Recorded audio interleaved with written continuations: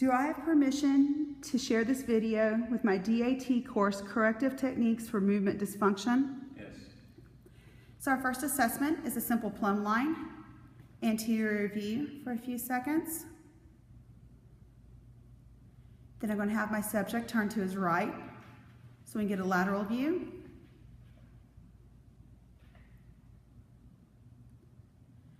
And then my subject's going to turn and face the wall so we can get the posterior view.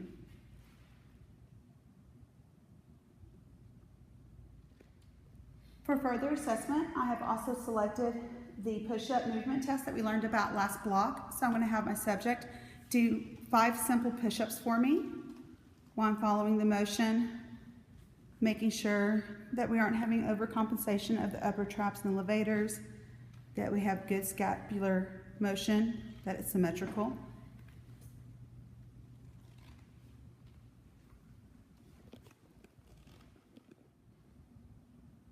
My next assessment is also one from last semester, and it is the shoulder abduction test. So I'm just going to have him do 5 reps, simply abducting his shoulders. Again, looking for any compensation, looking for coordinated movement.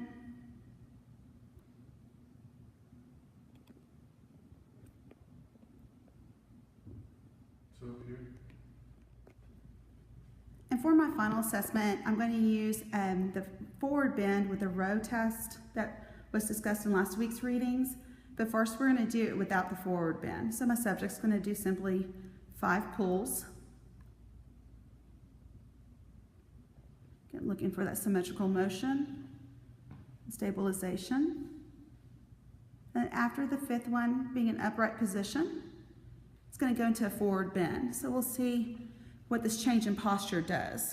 So he's going to go through the pulls.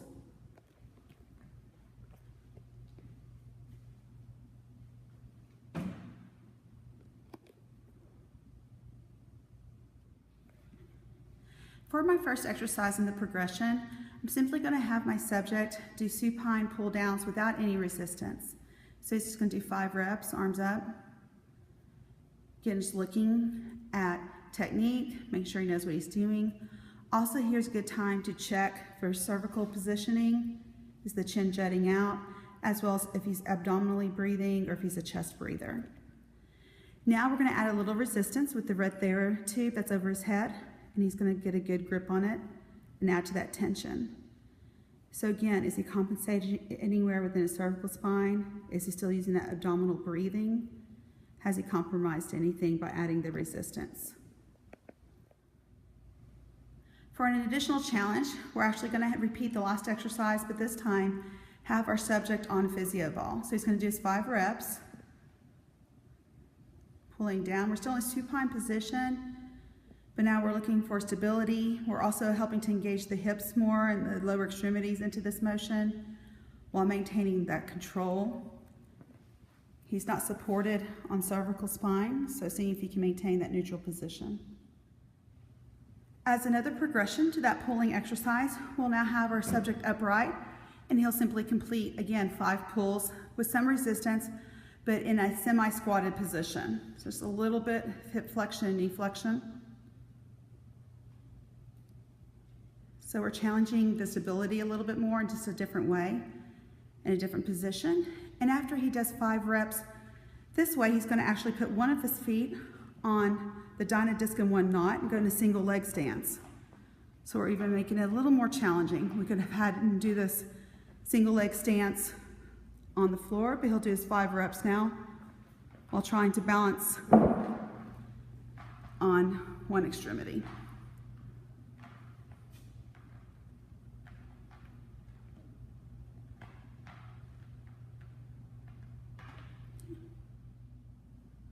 Now, another activity that we can do that involves pulling from different angles is incorporating the D1 and D2 P&F patterns. In this case, our subject has already been competent in performing these skills in a supine position. So we're going to add some resistance and have him standing. And he's going to simply do a D1 pattern first for us. We're working through 5 times. And for the sake of the video time, we're just going to work one side in this situation. We're looking for any compensation if he's not keeping his shoulders level and stable.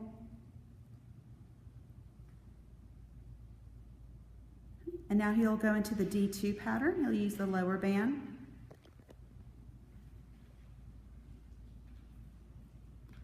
Hopefully not rotating his trunk at this time. He's keeping everything stable. Working just more on that shoulder motion. Again, this we can also use a body blade for. We can use a cable system. We could also challenge him by having him stand on different surfaces for this exercise as well. So as an added progression, we can go from our PNF patterns into a simple chop and lift. In this case, we are going to integrate the trunk rotation as well as our upper body movement and that pulling movement from an angle up to over our head. So in a kneeling position, our subject's going to start low. Essentially, he's working what would have been a D2 pattern if we were working on that right extremity. And he's just holding a small weight ball, moving it up and over and incorporating some trunk rotation. This could also be done with the cable system, various other resistance, the band as well. To make it a little more challenging, we can go to a kneeling stance. We've got the front foot on a Dynadisc. We can use a Bosu ball. He's going to repeat his 5 motion. We could also have the back knee on the Dynadisc. We could use different surfaces here just to challenge a little bit.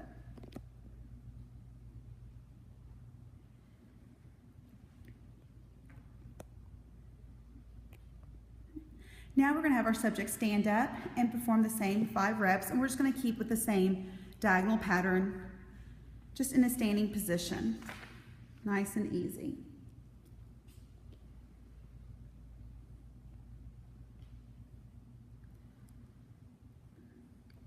And as he's finishing his 5th rep, what he's going to do now is go more into a squat position when he's down with the ball, and then he's going to raise up and really reach up and over to his right side.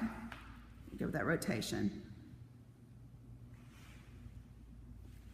Again, we could have him perform this on different surfaces.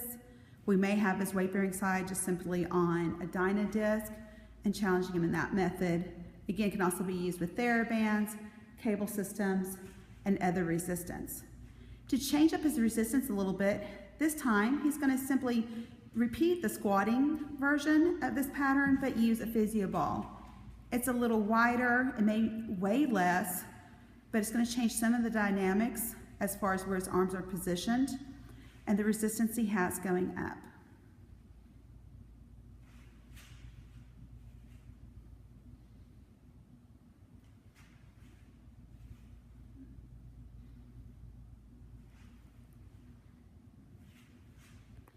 And then he's going to go to the yellow weighted ball.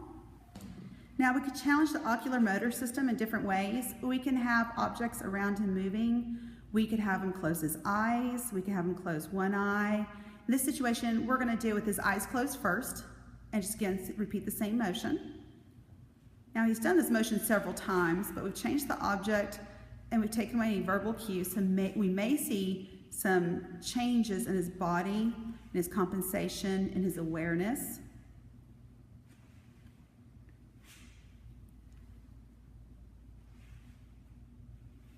We also may, because he's done this maneuver several times now, we may also have a little bit of a learning curve, so we may not have so much of a challenge. Another thing we could do is have him simply focus on a moving object, and in this case it's going to be me with my hand over my head doing some motions. He's going to keep his gaze my direction the entire time, and then also keep doing the same chop and lift maneuver. So the hand's not going to follow, the head's not going to follow the ball. He's going to be focusing over here, trying to watch where my hand is, which I know is kind of, y'all can't see that I'm moving it all around. He's having to look down and up and adjust his gaze to what my hand's doing. And again, we could challenge him with some different surfaces as well. If we really wanted to get tough with him, we could have him simply do this maneuver on his right leg only and do a single leg stance and see if he could also do the chop and lift. And it's going to be a little more challenging, really bringing in more stability in the hip and pelvis region.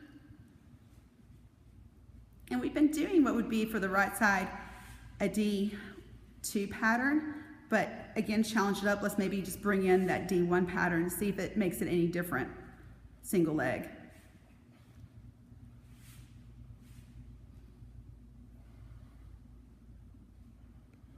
There's a lot of rotation and moving around going on.